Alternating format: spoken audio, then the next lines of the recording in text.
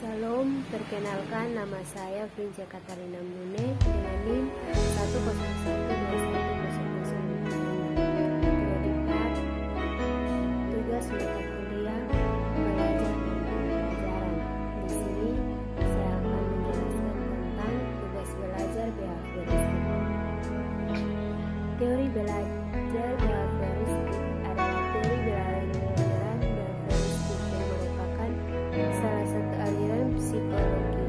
Teori belajar behavioristik ini dikenal dengan sebuah teori yang dicetuskan oleh Gartner dengan berlinear tentang perubahan tingkah laku sebagai hasil dari pengalaman. Menurut teori belajar behavioristik, belajar adalah perubahan tingkah laku sebagai akibat dari adanya interaksi suatu stimulus dan respon.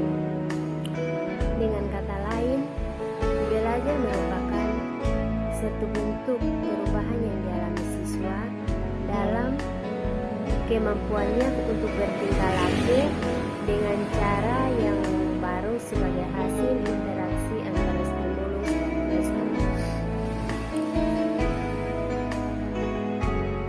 Pengertian teori belajar behavioristik. Dari pengertian teori belajar behavioristik ini dapat kita ketahui tentang seseorang dianggap telah belajar suatu jika ia dapat menunjukkan perubahan perilakunya. Misalnya, siswa belum dapat menemukan hasil dalam belajar untuk ilmu pengetahuan. Sosial, dia belum bisa atau tidak mau dilibatkan diri dalam kegiatan sosial seperti kerja bakti, ronda, dan sebagainya. Pengertian belajar behavioristik menurut para ahli.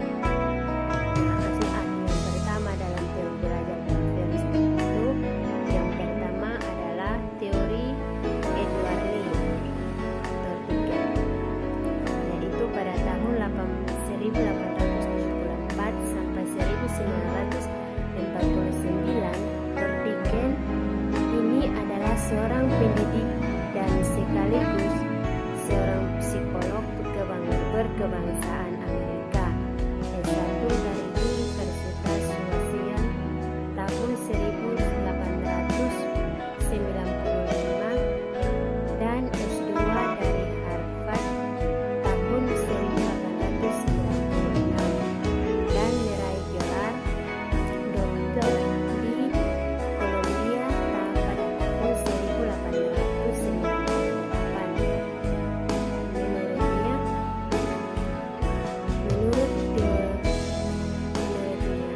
Belajar merupakan proses interaksi antara stimulus yang mungkin merupakan pikiran, perasaan, gerakan, dan respon, yang juga berupa pikiran, perasaan, dan gerakan. Ahli yang kedua dalam teori belajar behavioristik adalah Urhus Frederick Skinner. Urhus Frederick Skinner adalah seorang yang berkebangsaan Amerika yang dikenal sebagai seorang tokoh behavioris yang meyakini bahwa perilaku individu dikontrol melalui proses operant condition, di mana seseorang dapat mengontrol tingkah laku organisme melalui pemberian reinforcement yang bijaksana dalam tingkah laku yang relatif besar. Gaya belajar guru dilakukan dengan beberapa pengarang dari guru secara searah dan kontrol guru melalui pengulangan dan latihan. Teori belajar behavioristik ini telah lama dianut oleh para guru dan pendidik. Namun, dari semua penduduk teori Skinner lah yang paling besar pengaruhnya terhadap perkembangan teori belajar behavioristik. Program-program pembelajaran seperti teaching machine, pembelajaran berprogram, modul dan program-program pembelajaran lain yang berpijak pada konsep hubungan stimulus respons serta mementingkan faktor-faktor penguat merupakan program-program pembelajaran yang menerapkan teori belajar yang dikemukakan oleh Skinner. Ahli yang ketiga dalam teori belajar behavioristik adalah Albert Bandura.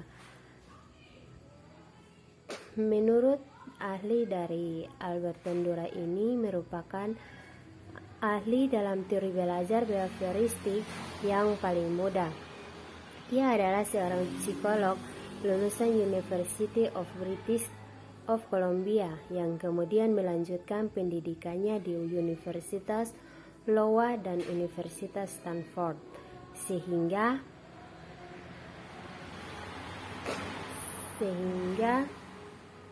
saat ini Bandura tercatat sebagai dosen di Universitas Stanford.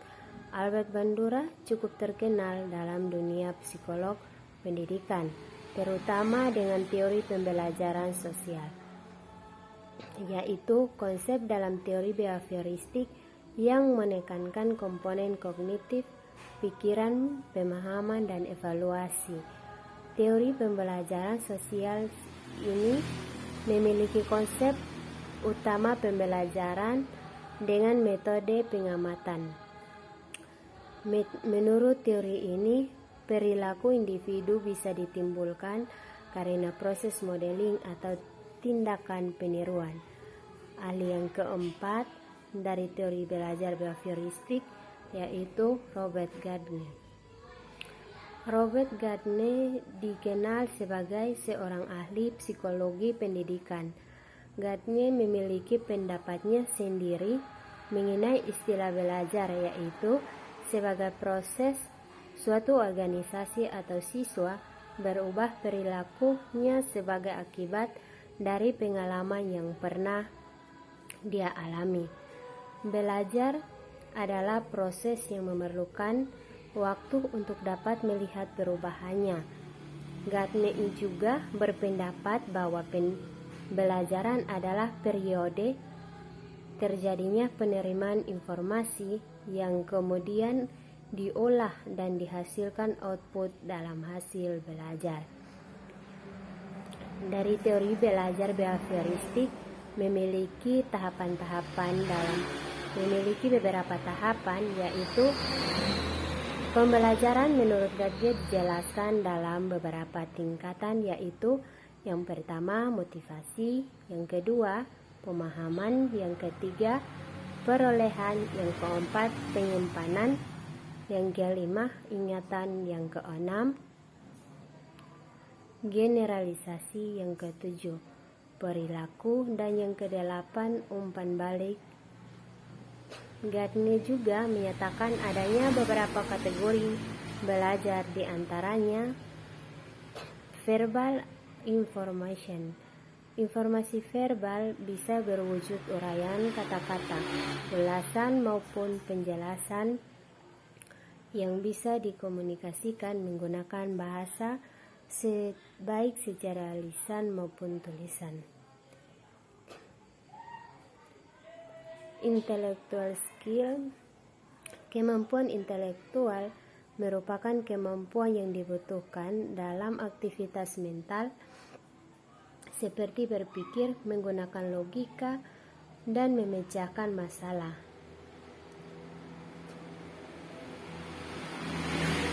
Attitude atau perilaku, yaitu baca psikolog olahraga. Cognitive strategi kognitif merupakan kemampuan internal atau dalam diri seseorang dalam berpikir, memecahkan masalah, hingga mengambil keputusan terkait suatu kejadian. Dari teori belajar behavioristik juga memiliki kelebihan dan kekurangan. Kelebihan dari teori belajar behavioristik dalam teknik pembelajaran merujuk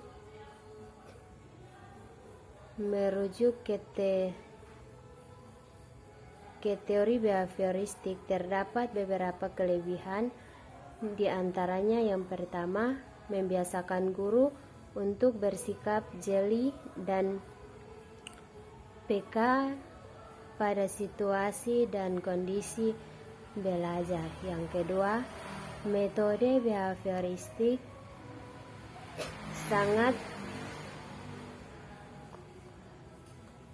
memperoleh kemampuan yang membutuhkan praktek dan pembiasaannya mengandung unsur-unsur seperti kecepatan, spontanitas, kelenturan, refleksi, gaya tahan, dan sebagainya. Guru tidak banyak memberikan ceramah sehingga murid dibiasakan belajar mandiri. Jika menentukan kelebihan baru ditanyakan kepada gurunya yang bersangkutan.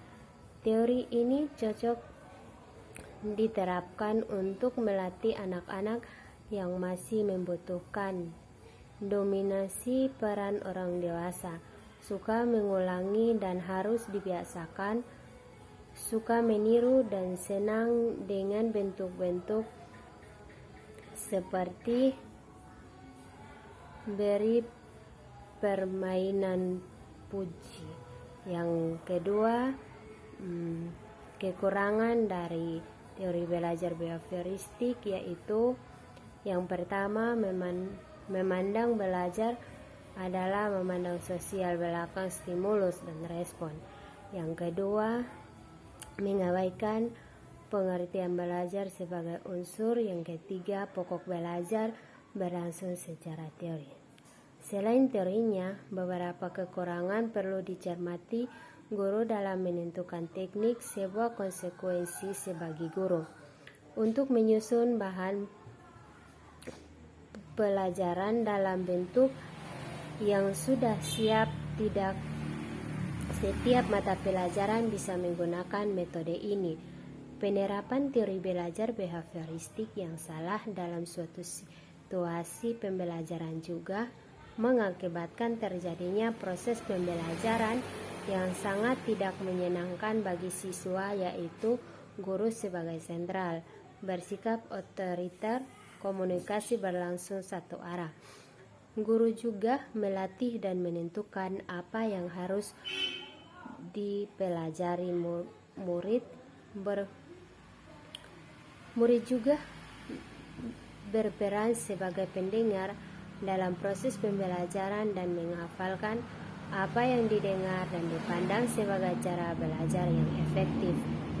Penggunaan hukuman yang sangat dihindari oleh para tokoh behavioristik justru dianggap metode yang paling efektif untuk menertibkan siswa.